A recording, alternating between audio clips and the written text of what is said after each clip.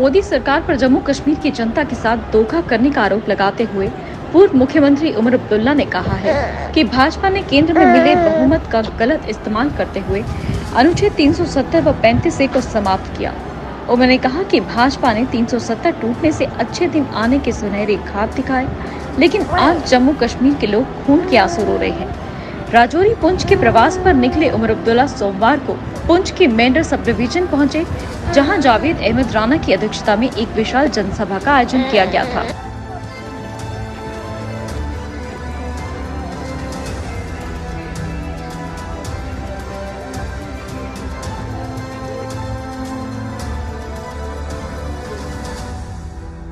जनसभा को संबोधित करते हुए उमर अब्दुल्ला ने कहा कि जम्मू कश्मीर को दोबारा राज्य का दर्जा दिलाने के लिए उनकी लड़ाई जारी है।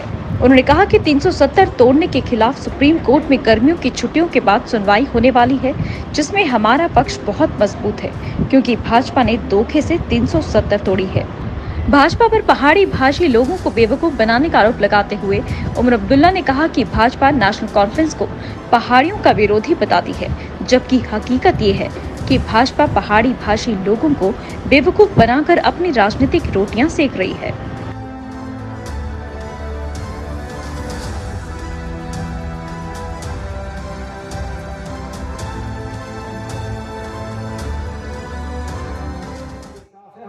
धोखा देने वाले लोग नहीं हैं।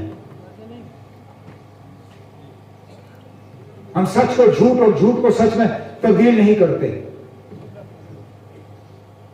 इसके लिए वक्तन फवक्तन हमें कहीं ना कहीं से सजा मिलती है, कोई बात नहीं, हम वो बर्दाश्त कर लेंगे।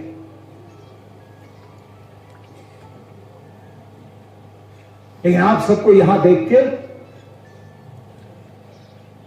हम सबके हौसले जो हैं और ज्यादा बुलंद हो गए। हमें लग रहा कि बिल्कुल जो लड़ाई हम लड़ रहे हैं सही लड़ रहे हैं।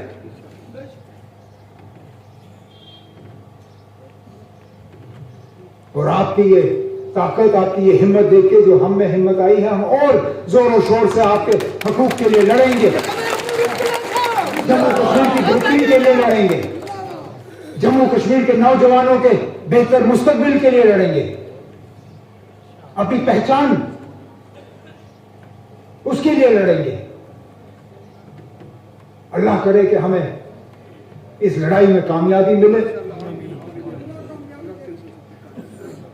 मैं जावेद का, जीशान का, यहां स्टेज पे बैठे हमारी बच्चियां हिजाब पहन के कॉलेज जाना पसंद करती हैं, वो भी उनको खटकती है बात। एक सोचे समझे मतलब तरीके से ये दुश्मनी पैदा की जा रही है।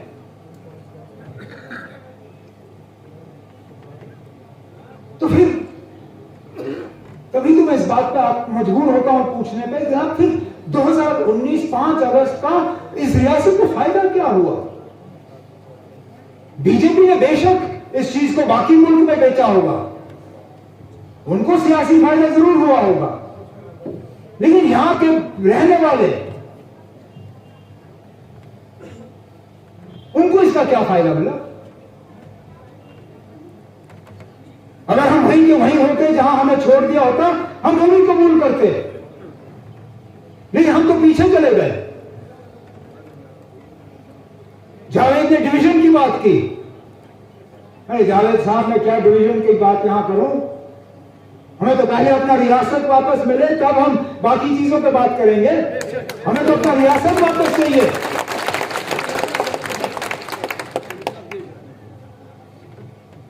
नहीं तो क्या फायदा ना? चीफ मिनिस्टर वो होगा जो जिसके पास पियोन की भी ताकत नहीं होगी। चीफ मिनिस्टर यहां से कहेगा कि मैं जी खिते पीर पंचाल को डिवीजन बना रहा हूं, राजभवन में गवर्नर कहेगा नहीं जी मैं इसको मंजूरी नहीं देता हूं, फिर क्या करोगे? तभी तो हम लड़ रहे हैं अपने हक के लिए। तभी तो हम कहते हैं ना कि हम इस लड़ाई को नहीं छोड़ेंगे। हम धमकी नहीं देते। खुदा न खास्ता हम यहां के नौजवानों को यह नहीं कहते ना आप कानून को अपने हाथ में ले लो। मेरा एक भी साथी कोई ये रील साबित करके नहीं दिखा सकेगा कि मेरे किसी एक साथी ने भी यहां के नौजवानों के जज्बात के साथ खिलवाड़ करने की कोशिश की होगी, या उनको कहा होगा कि जाओ जी सड़कों पर निकलो, एहतजाज करो और अपना हक हासिल करो। हम कहते हैं ना, हम एक जमहूरी पार्टी हैं, जमहूरियत में हमारा यकीन है। हम कहते हैं कि जो हमारे साथ हुआ गैर कानूनी हुआ, गैर आईनी हुआ। हम लड़ेंगे तो सड़कों पर नहीं लड़ेंगे, अदालत में लड़ेंगे। ना शहरी में बिजली, ना इख्तियारी में बिजली। दिन को 12 बजे, 1 बजे, 2 बजे, 3 बजे वो बिजली दे देते थे, शाम को कट, सुबह कट। और ठीक ईद के दूसरे दिन गवर्नमेंट का ऐलान कि अब बिजली में कोई कट नहीं होगा। अरे भाई, अब क्या फायदा? जब हमें चाहिए था बिजली तब आपने दी नहीं, अब आप कहते हो हम आपको देंगे, फिर साथ में कहते हैं मीटर भी लगेंगे आप। और पता नहीं कोई कहते हैं कोई स्मार्ट मीटर। मैं भी पढ़ा लिखा हूं, थोड़ा बहुत, ज्यादा नहीं, लेकिन ये स्मार्ट मीटर क्या चीज? क्या स्मार्ट मीटर से हमें बिजली मिलेगी? यहां पता नहीं बात पहुंची या नहीं, लेकिन शहरों में तो अब ये पानी तक का मीटर, और जो काम शहर से शुरू हो जाता है वो गांव तक पहुंच ही जाता है। अब पानी के मीटर आएंगे। अरे खुदारा, नलके में पानी नहीं, नल का खोलते जाओ, एक कचरा नहीं। अगर खुशकिस्मती से वो कचरा निकले भी तो पीने लायक नहीं। हमारी फिल्ट्रेशन प्लांट बैठे हुए हैं, पूरे गांव में एक नलका सूखा, लेकिन मीटर लगा के कहेंगे ना बस इस कचरे का भी हम आपको अब पैसा वसूली कराएंगे।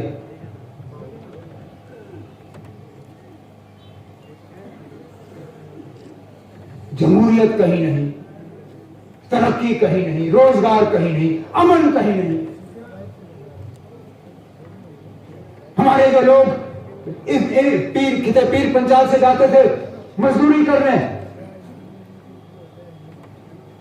आज वो नहीं जा रहे हैं, सहमे हुए हैं, डरे हुए हैं।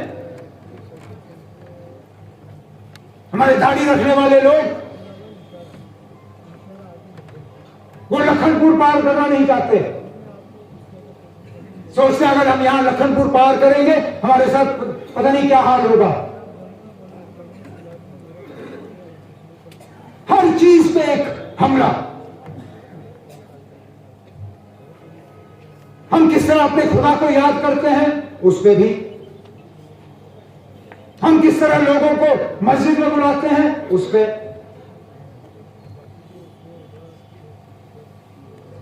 लोगों का कमांड है यहां पे। कौन सी बेहतरी आई हमारे लिए? 5 अगस्त 2019 हमने देखा, उस वक्त बड़ी बड़ी बातें हुई।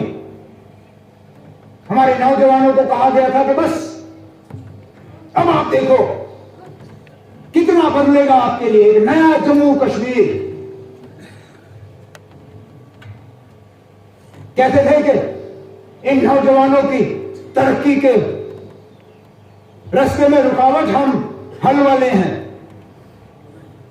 तो ठीक है ना, अगर हमने इनका मुस्तकबिल बिगाड़ा है तो आप इनका मुस्तकबिल ठीक करिए, दे दीजिए इनको रोजगार जो हम दे नहीं सके।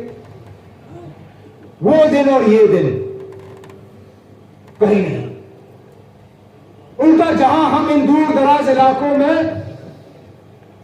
भर्ती का काम करते थे, चाहे आरईटी टीचर, चाहे एनआरएचएम, दूर दराज पहाड़ियों पे हम डीजी को हेलीकॉप्टर में उतारते थे। वहां नौजवानों की लाइन लगती थी, कोई उनसे नहीं पूछता था मजहब क्या है तुम्हारा, जात क्या है तुम्हारा, तुम क्या हल के साथ चलते हो या हाथ के साथ चलते हो या कमल के साथ चलते हो। फीता निकलता था, कद छाती, अगर रेस में निकल जाते थे, डीजी साहब का वहीं पे मोहर लगता था, वहीं पे उनकी भर्ती हो जाती थी, पुलिस में उनका दाखिल हो जाता था वो। आज कहां है ना वो सब? कहां है वो सब? जिस तरक्की की बात हुई, कहा कि ये नेशनल वाले जो हैं इन्होंने डेवलपमेंट का पैसा खाया, अब हम आपको दिखाएंगे डेवलपमेंट। हमारी हड्डियां हिल गई अभी पुंछ से यहां मेंढर पहुंचते पहुंचते। सड़क की वो हाल,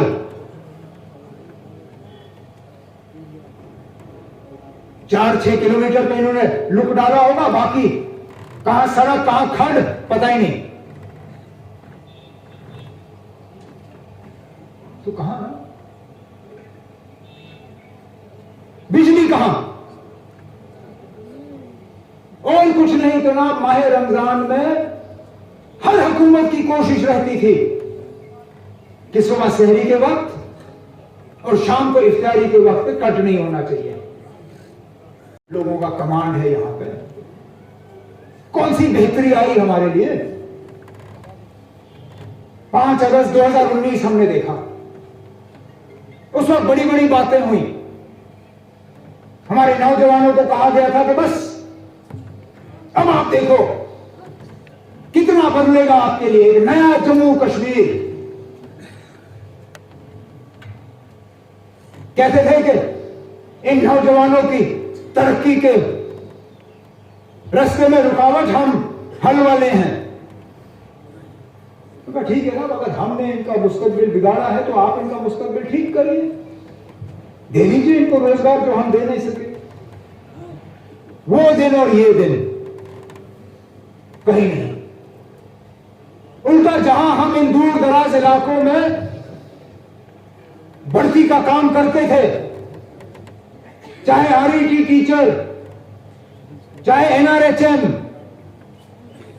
दूर दराज पहाड़ियों पे हम डीजी को हेलीकॉप्टर में उतारते थे, वहां नौजवानों की लाइन लगती थी। कोई उनसे नहीं पूछता था मजहब क्या है तुम्हारा, जात क्या है तुम्हारा, तुम क्या हल के साथ चलते हो या हाथ के साथ चलते हो या कमल के साथ चलते हो।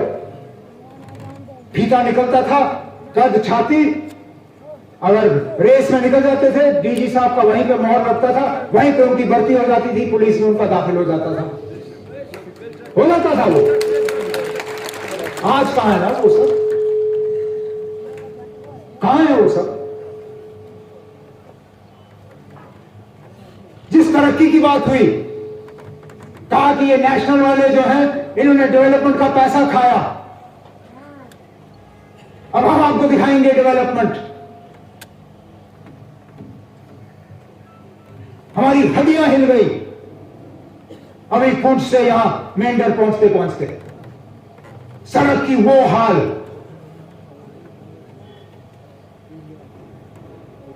4-6 किलोमीटर पे इन्होंने लुक डाला होगा, बाकी कहां सड़क कहां खड्ड पता ही नहीं। तो कहां ना बिजली, कहां और कुछ नहीं तो ना माह रमजान में हर हुकूमत की कोशिश रहती थी कि सुबह सहरी के वक्त और शाम को इफ्तारी के वक्त कट नहीं होना चाहिए। नौजवाना गुजारिश की जनाब पहाड़ियों को एसटी स्टेटस मिलना चाहिए, लेकिन हमने उसका भी इंतजार नहीं किया। हुकूमत मेरी थी, आखिरी महीने थे, यहां के लोग बहुत चाहते थे कि कुछ हम उनके लिए करें। मैंने अफसरों को बुलाया, मैंने कहा ना हमारे अपने रिजर्वेशन की कितनी गुंजाइश है। उन्होंने कहा कि सुप्रीम कोर्ट का इसमें एक बंदिश है, आप 5% से ज्यादा दे नहीं सकते हो। मैंने कहा ठीक है ना, जब तक मरकज का 10% नहीं आता, कम से कम हम अपने तरफ से 5% का इनको रिजर्वेशन देके कुछ तो इनके लिए शुरू करें। जो आज कमल का फूल लेके नाच रहे हैं, जो पहाड़ियों को कह रहे हैं कि अब हम आपके लिए कुछ करेंगे, बस आप देखो कुछ होगा। मैं उनसे पूछता हूं ना, 2016 में तो आपकी हुकूमत बनी थी, तब क्यों नहीं किया? जब कमल और कलम दोनों एक साथ थे तब करते। अच्छा चलिए, वो 10% आपसे नहीं हुआ जो हमने असेंबली में पास कराया, जो काउंसिल में जब जावेद राणा साहब वाइस चेयरमैन थे, कुर्सी पे बैठे थे, जब काउंसिल ने उसको पास किया, उसको ही आप आगे बढ़ा देते। मैं मानता ना कि हां आपकी नीयत साफ है, हम आपकी नीयत पे ही आपको मुबारक करते, लेकिन जब तब नहीं किया तो आज आपके कहने पे भरोसा कौन करेगा, यकीन कौन करेगा? ये तो खरीद फरोख्त वाली बात हुई। आपको कहीं ना कहीं इलेक्शन नजर आ रहे हैं तो आपको लगता है कि चलो ना कुछ लोगों को हम खरीदने का काम करें। यहां के लोग इतने बेवकूफ नहीं हैं। गरीब जरूर होंगे, बेबस जरूर होंगे, लेकिन बेवकूफ नहीं है। वो जानते हैं ना अब इन लोगों का क्या है।